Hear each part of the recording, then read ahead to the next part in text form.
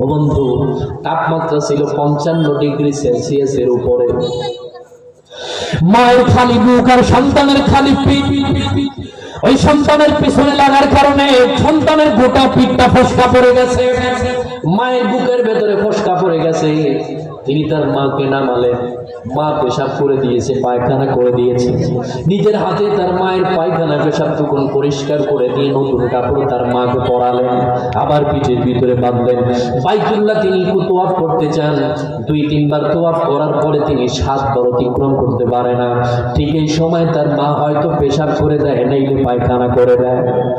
সন্তান কখনো মায়ের প্রতি বিরক্ত হয় না, মাকে ডাক দিয়ে বলে, মা যদি 1000 বার চেষ্টা করা লাগে আমি তোমাকে তোয়াফ করার পরেই ছাড়বো। মা সন্তানের পিছন দিক থেকে ছোট্ট মেয়ের মতো গলা ধরে সন্তানের কানের কাছে গিয়ে ডাক দিয়ে বলে, আমার সন্তান, এত দূর থেকে তুই আমাকে পিছের ভিতর করে বেঁধে বাইতুল্লাহ জিয়ারত করার জন্য আনলি, এত কষ্ট করলি তুই আমার জন্য, তুই আমাকে আরেকবার চেষ্টা কর, আমি আর কখনো পেশাব পায়খানা করবো না, তুই আমাকে বাইতুল্লাহটা তোয়াফ করা। 6 বারের বার তিনি কাবায় হাতিমের কাছাকাছি অতিক্রম হয়ে যাওয়ার পরে বাইতুল্লাহর গিলাফ ধরলেন। মা বাইতুল্লাহর গিলাফ ধরে ডাক দিয়ে বলে, মালিক, আমি তোমার কাছে আরজু করি, আমার এক সন্তান এক কাবা জিয়ারত করার জন্য আসছে, আর এক কাবাকে পিছনে তুলে পিঠের ভিতরে করে বাইতুল্লাহ তোয়াফ করে। ও মালিক, তোমার এই পাথরের কাবার দোয়া কবুল হতেও পারে, নাও পারে, তবে আমি তার মা হয়ে দোয়া করে দিলাম, আমার সন্তানের পিছনের সব গুনাহগুলিকে তুমি মাফ করে দাও। যুবক, আমি তোমার পায়ে হাত দিয়ে বলি, শোনো, তোমার যদি টাকা পয়সার মালিক হয়ে থাকো, একবারের জন্য তুমি তোমার মাকে বাইতুল্লাহর কাছে নিয়ে যাও।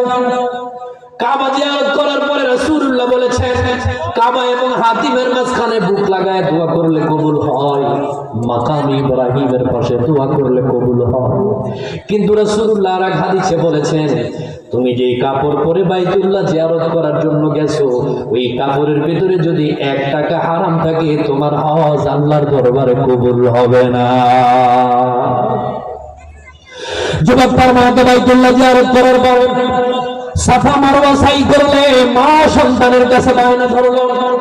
সন্তানের কাছে মা ডাক দিয়ে বলে, ও আমার সন্তান, তুমি তো ইয়ামান থেকে আমাকে বাইতুল্লাহ জিয়ারত করার জন্য আসছো, এবার তোমার কাছে তুমি যুবক, তুমি হয়তো জীবদ্দশায় অনেকবার তুমি বাইতুল্লাহ জিয়ারত করতে পারবা, কিন্তু আমি তোমাকে ডাক দিয়া বলি, শোনো, ছোট্টবেলা থেকে শুনেছি আল্লাহর নবীর রওজা নাকি একেবারে মদিনাতুল মুনাওয়ারা সোনা দ্বারা পরিপূর্ণ, তুমি আমাকে এক